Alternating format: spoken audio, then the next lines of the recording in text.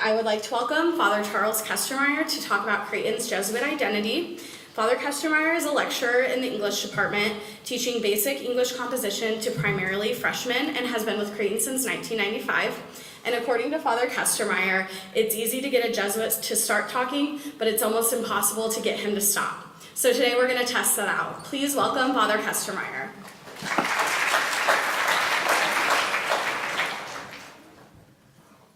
I thought I was going to be talking to your parents as well. Well, we'll see. Don't trust anything the people in blue tell you. They know me too well. I'm supposed to talk to you about what a Jesuit is and what difference it makes that this is a Jesuit university. They could hit the first part of it fairly easily. And this will come as a revelation, I think, to even those of you who are Catholics. The Catholic Church divides the world into various regions, which are called dioceses, and there's a bishop in charge of that. And the men in that diocese who serve as the priest usually come from that region and stay working in that region their entire time. And of course, that isn't quite true. You get some that walk off and they're working as chaplains in the Navy, or they're serving in Rome in certain capacities. But by and large, that's it. These are your parish priests. They know you, they know your area, and they'll pretty much stay there the rest of their lives. There's a whole other side to serving as a priest or religious in the church, and those are called religious orders. Over the centuries, there's been a number of people, and you can't put a specific name on it because they vary so much, who've had a special relationship to Christ and to the Father and the Spirit, and they develop a spirituality, and from that relationship becomes so intense, so illuminating for them, they develop a special apostolate and a way of serving God and being in His presence. Benedict, who founded Western monasticism, was one of them. You have Augustine before him. He didn't found any religious orders, but people went back after, centuries after, and took what he had to write in his many sermons and essays, and they worked a spirituality out of that and a way of serving God. But there was Dominic in Spain, who founded the Dominicans, the order of preachers. They needed men and women. They didn't have women right away, to go out and preach the word actively and well to people because they weren't understanding the church or God. You had Francis, who went out on the streets, meeting common people. Simplicity. He didn't want to write a rule. He said, spirituality, read the New Testament. It's all there. I say this because Ignatius was one of these kind of people. He met God, and he developed a spirituality, what you might call of conversation with God and presence to God, and how you recognize the authenticity that it's God you're talking to and not your own desires. And what is it that God is saying to you? How do you discern that you're hearing His voice and knowing that you're sent where He wants you to go? That's very tricky. I'm going to talk about Ignatian spirituality. I may talk about Jesuit spirituality. They're not the same thing, but for all practical purposes, just ignore that. We're going to treat them as if they were. So what difference does it make? Still says I have 30 minutes left, and I know that's not true. What difference does it make that you're going to a university that is a Jesuit university, even if you're only going to find maybe 5 or 10 of us in the classroom? A lot. Let me kind of step back from that question just a little bit. You all know what a community college is. They have different names, Metrotech, Madison area community college, there's all kinds of them. And these are sometimes for people who have graduated from high school and want to get some training in a specific area, just want to take 4 or 5 courses in computers, or cooking, or welding, or accounting, so that they can get a decent job, get the skills for that. Community colleges will do that. There is no athletics, no alumni organization, you don't have dormitories, blah, blah, blah. You just take the course, you pay the fee, you go home. You don't get much in the way of a diploma unless you do something special. But that's all a community college offers. It's not bad, it's just that's what it is. You can go to a state university, and a state university will give you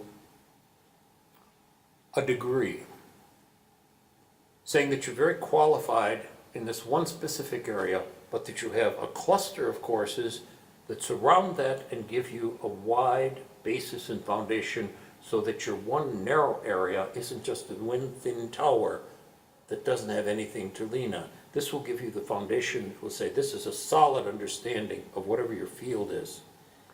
They will give you an education, not just skills. But these are state institutions. Creighton is a private school. And it isn't just Catholic schools, many of them are. I wouldn't even say a majority, but many of them are, and many of the leading ones are. We have our own ethos, our own spirit, our own reason for existing. I mean, do you think I'm going to wear black, not have a family of my own, and devote my life to teaching basic English composition for no reason at all? I'm here because I love students. Yeah, I love picking on them, but what the heck. That's where our spirituality comes in. And I want to start by saying that one of the most important things that doesn't get the publicity it deserves is our student life, which is to say, take academics and it's everything else. It's your life in the dorms, it's what you do on weekends, it's the activities, it's Greek life, it's service opportunities, it's all the activities, it's the contacts you make with other people. You're going to miss some of your friends. You have no idea yet how much you are going to like the people you meet here and how much they are going to be your friends. If you're a girl type, you may very well wind up with your freshman roommate being your roommate for 4 years and your maid of honor at your wedding. It happens all the time. It's solid. That is a formation because these private schools give you not only skills, and you are going to get skills, not only an education, you will certainly get an education, but you are going to get a formation as a person. You're going to walk off at the end of the year feeling tired. The first year, we worked you hard. And over the summer, you will be refreshed by getting a job. Nobody hires freshmen out of high school to do anything college to do anything intelligent.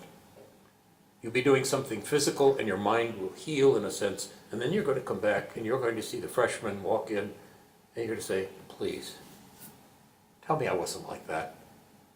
And it's the truth. You were. You are. You will be. And you will learn like nobody's business, like you have never learned before. And I don't mean academics, I mean the whole schmeal.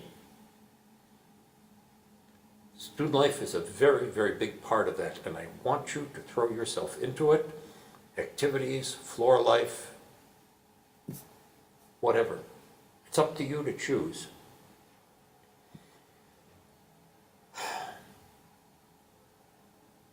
You're leaving your nest. My first assignment, 5-page paper, I've got 3 of them, but they got other things to do, is due on October 1st. And the theme is, so, how have you changed in the last 6 weeks since you stepped foot on Creighton's campus? Every one of them says basically the same thing. You know, I really thought I was independent and responsible. Huh, did I learn. You're going to have to function without mom. You're going to have to do your own laundry, and trust me, we have classes for the people who can't do their laundry. I mean, last year we had 70 people just in Kiewit, and then you separate the white from the dark, and you open the pockets. Basic freshman life. You are going to learn like nobody's business. And one of the nice things about it is you're going to discover that you like being with intelligent people and being challenged to use your gifts wherever, whatever, just in being a person. Anyway, dorm life. What I'm going to give you is basically going to sound like slogans, shortcuts, buzzwords. They're not. They're abbreviations for whole aspects of Jesuit spirituality. And your guides have heard these words so often, putting them together might help bring some better idea of what it's all about. I want to say this first, right up front. It should be obvious. We're Jesuits. That comes from the name members of the Company of Jesus, the Society of Jesus, the Companions of Jesus. Jesus is first, primary, and always what brings us here, what makes me wear black and involve myself in the messy job of bringing freshmen into maturity. I love it, fortunately. But with Jesuits, the first thing that counts is always Jesus.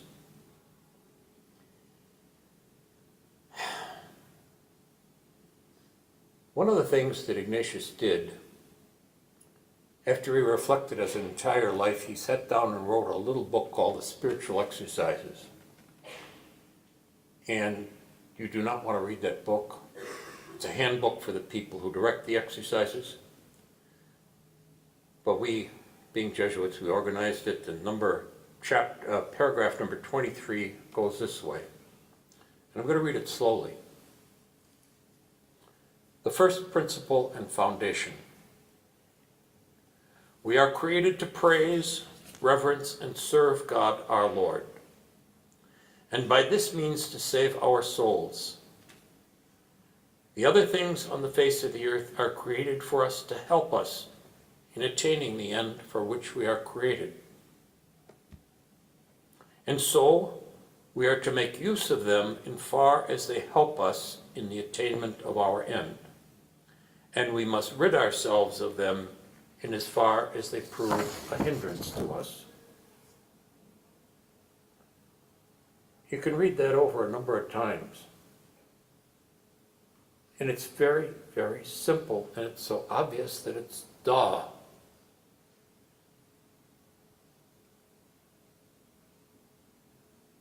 Where we go on from there in the second part of that paragraph is more important. And so we must make ourselves indifferent to all created things, as far as we are allowed free choice. Indifferent is a key word there. As far as we are concerned, we should not prefer health to sickness, riches to poverty, honor to dishonor, a long life to a short life.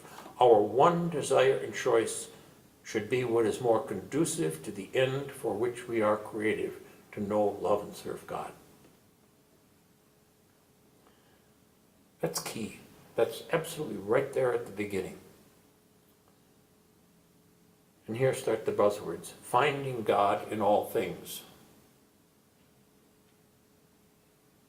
If I believe that God is all-powerful, He is absolutely wise, and at the very center of His being, God is love, then I have to believe that everything that comes into my life is not by chance, but by the will of God.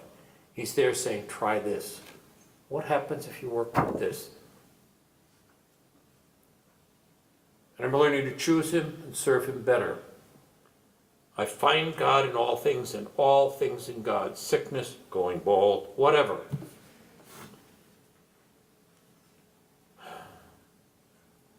Indifference is not a matter of whatever. It's a matter of saying, I am free. I'm freed from my attachments to whatever is in my life. As it said, I should not choose riches more than poverty, health more than sickness. I leave it up to God, and I welcome whatever it is that comes from God as his gift to me, especially for me. This is what you need, kid. Take it. Yes, boss. Thank you. Thank you. For whatever. Freedom from our attachments allows us to change.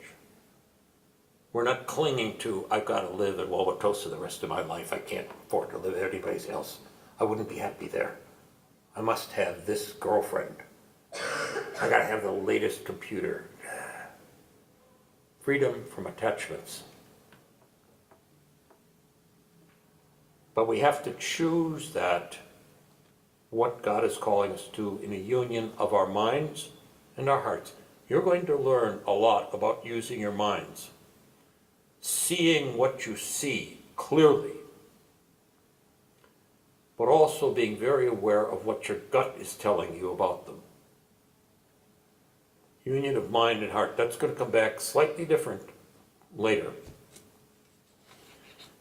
This leads us to availability, to mobility, to a freedom for a presence to God in all of our reality, and a presence to reality in God. This is not a godly situation. What am I going to do about it? It's very demanding. Then we discern, is this from God or isn't it? This becomes what we call contemplation in action. If you are really someone who is looking for God and finding God, you are not just sitting there in ecstasy, me and Jesus. You are driven to respond in action. You are the doers. You are the thinkers, you are the feelers, you are the doers. You will meet God and you will respond to him in a discerning way.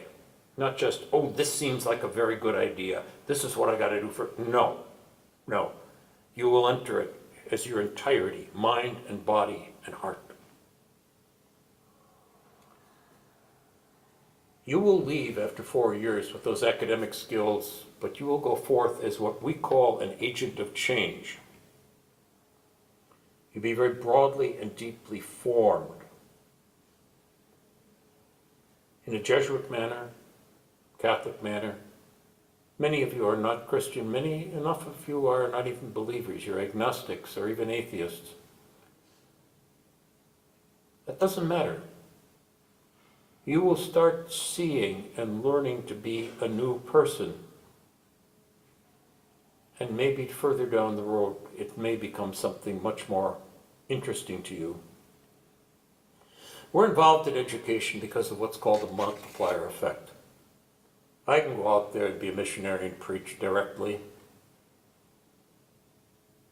I'd much rather be here forming you guys to go out into every place that you think is important, whether it's a bank or a nursing home or wherever, in the United States or abroad. I'd rather form you to go as a responsible, aware, loving, generous person. And if I can do that, then my life is full. You wind up being my kids, or in this case, grandkids. I'm that old. And the ones I've seen leave, I've been very proud of. We hand over to you guys the running of the world and do it in a religious manner. We're forming you as agents of change. We send you forth knowing what it is to live in solidarity with the poor, men and women, for and with others. And there's a statement, here it is. This is a statement, and people attributed it to one of our leaders who died a few years ago, but it wasn't from him. Nothing is more practical than finding God. That is, than falling in love in a quite absolute final way. For what you are in love with, what seizes your imagination, will affect everything. It will decide what will get you out of bed in the morning, what you do with your evenings, how you spend your weekends, what you read, who you know, what breaks your heart, and what amazes you with joy and gratitude. Fall in love. Stay in love, and it will decide everything. That's at the root of that discernment.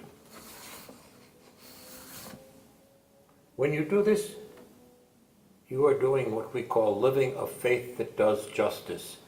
You will simply be the person that you are, and you will walk into situations, and justice, community will form around you, without your thinking about it to a great extent.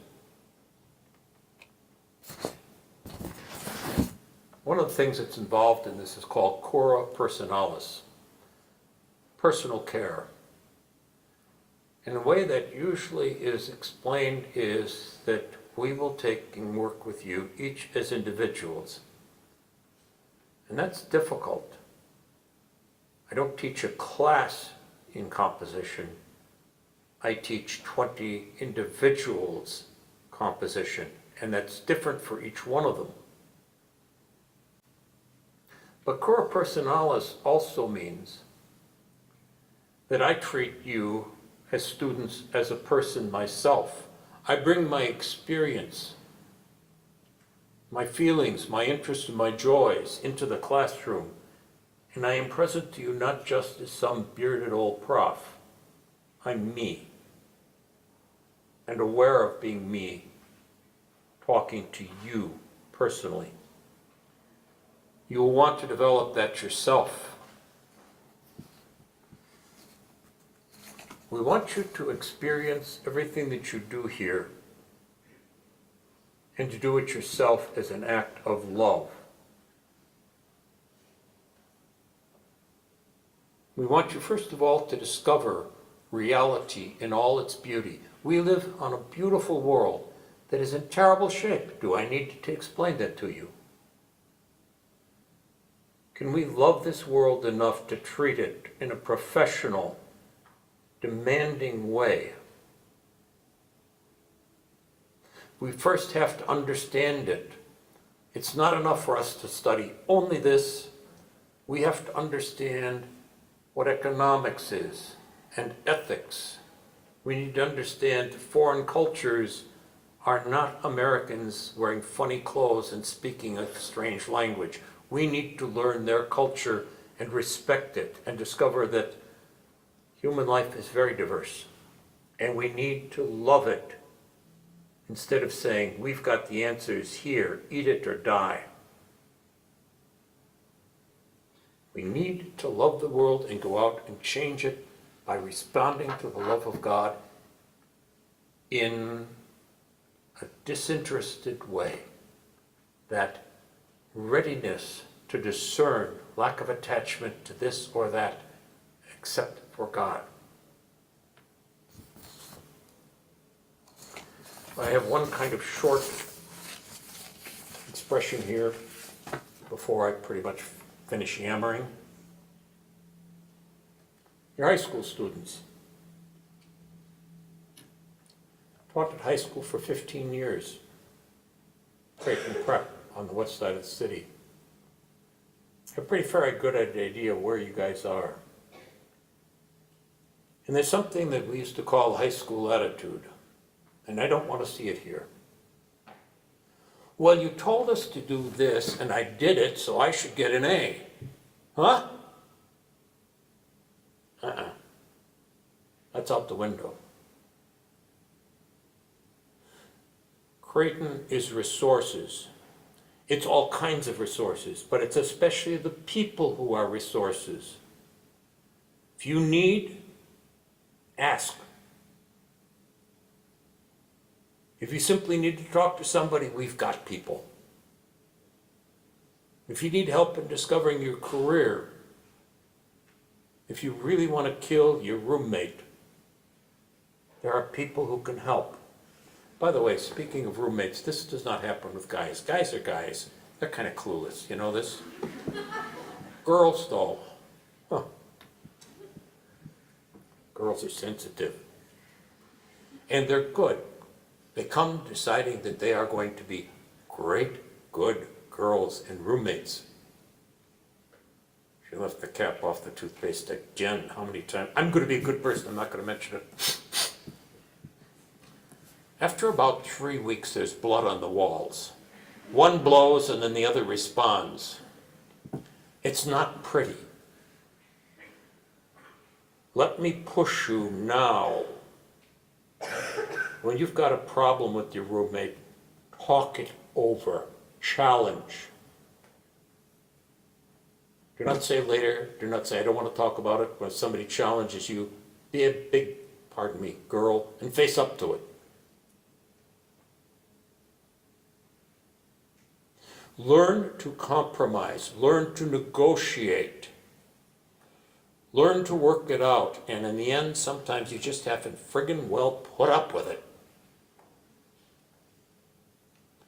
Let me put it this way. You're not going to get a much better training for married life. I don't care how much you love the person you marry. That first time you're together, what do you mean you're leaving the window open? That's unnatural. We sleep with the window closed. You're the one that's unnatural. Talk to your parents. They'll have a good laugh over it. That first year of honeymoon, yeah. Leave your high school behind. Leave your high school friends behind. Get to know the people on your floor. Look for the people who do not come out of their rooms. Hey, you want to go for lunch? I haven't met you. Tell me about yourself. You're not getting married. You're just inviting them to lunch. Huh? You are going to discover amazing people. I can't tell you what I hear from my freshmen about how glad they were on their floor most of the time. They had some other comments too in those papers on their first experience of the first 6 weeks, 7 weeks here. But it's something you're going to laugh at. Ask your guides. They probably have a lot of stories about roommates and floor life and things like that. But I think I'm pretty much down to 30 minutes, and I don't think there is anything else that I really need to tell you, unless you're willing to sit here for 4 or 5 hours, and I wouldn't be. Okay? So, let me call on our sponsor to introduce our next topic.